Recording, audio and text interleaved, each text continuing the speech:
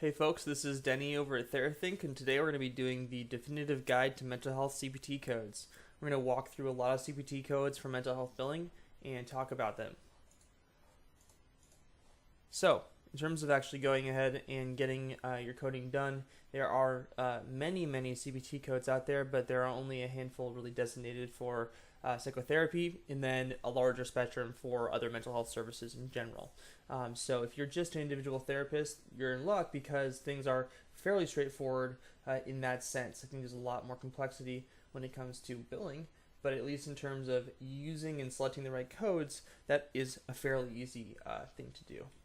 So things add complexity like the add-on codes, which will be billed slightly differently, but those will be added on to describe in more depth the relationship to the current services being rendered specifically on those dates of service, actual add-on services that are being provided. So if you have questions about those as well, we do offer those as part of answering those questions as part of our billing service, certainly at TheraThink.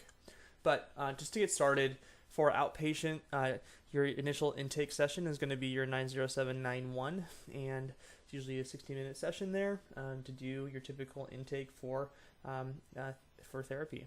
Moving on, you have a 30-minute session, 45 and 60-minute individual therapy sessions there. So 90832, 34, and 37. 90846 describes family or couples therapy without the patient present, meaning that a family member is there to talk about the patient, but the patient themselves are not there. So you'll be talking to a parent of a young one or the spouse of a loved one, for example, but not the actual patient, whereas 90847, everyone will be sort of there. Now, that is a different context than 53, which is group therapy, which is not with an individual, but as a group.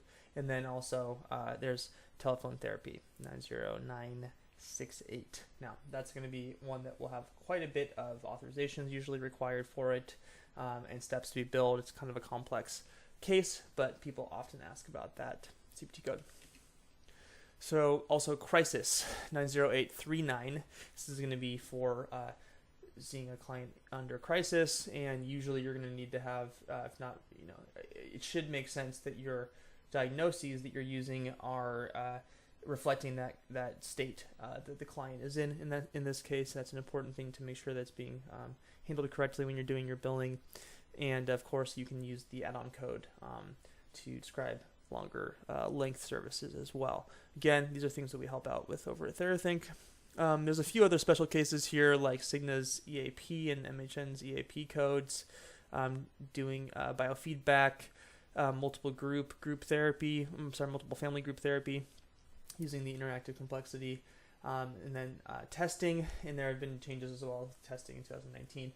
These are all things that we, again, will help out with our billing service, but this is definitely just a sort of definitive rundown of these CPT codes that are going to be most important to therapists, psychiatrists, doing their typical outpatient mental health work.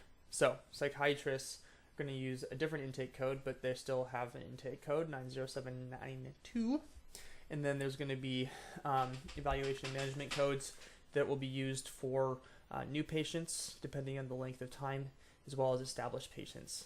There's also telephone therapy for psychiatrists, and again, many of these, if not all of these, will require authorization, depending on the insurance plan, but especially telephone therapy. And then specifics about the EM codes here, you can add on EM codes to certain other codes as well. So if you're using your typical therapy session to add on evaluation management services, then you can use those codes in this context. And those are the 90833, 36, and 38 codes. Now, in terms of interactive complexity, this is an add-on code that can be used with certain criteria met. So play therapy with young people, using an interpreter or translator potentially, and bringing another person in. And then dealing with reporting abuse or neglect after the session, or involving the parents with views that might not align with the client's expressed views and can complicate treatment. So those are the cases in which you should be using interactive complexity, and then we do have a list at the very bottom there for when to be using those codes. And again, if these are cases where you just don't want to learn how to do all this or what the specific situation details in terms of the coding, we're here to help. These are the sorts of things that we help with over at TheraThink, working with our mental health providers every day. These are the kind of questions that we answer and consult with to make sure that you folks are getting your billing done as accurately as possible. It's really, really important.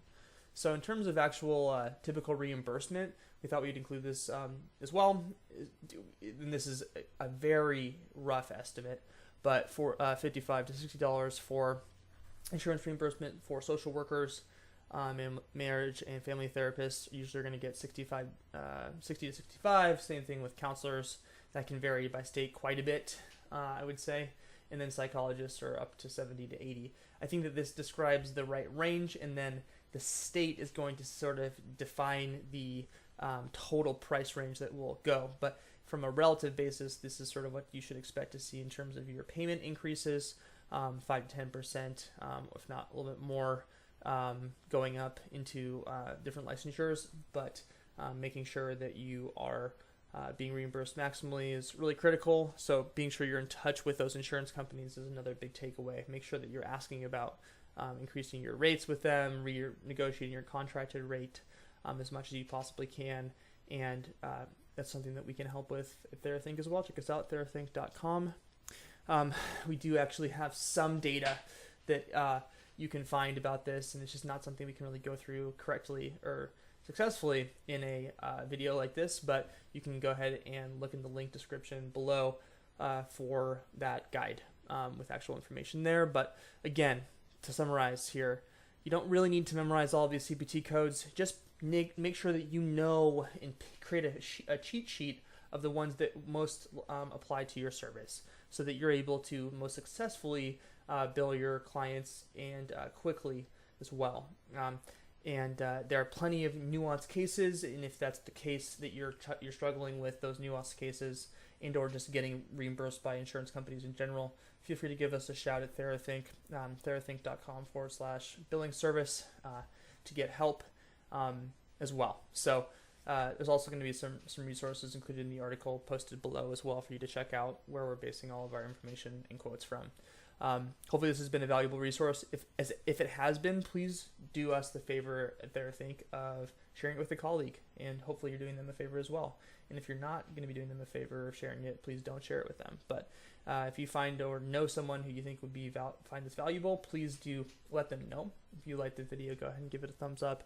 We're trying to create more content like this over at TheraThink to help as many folks with their insurance billing, because we want folks to be able to be focused on therapy. So please do share, like, and subscribe, and we'll talk to you guys soon. Thanks.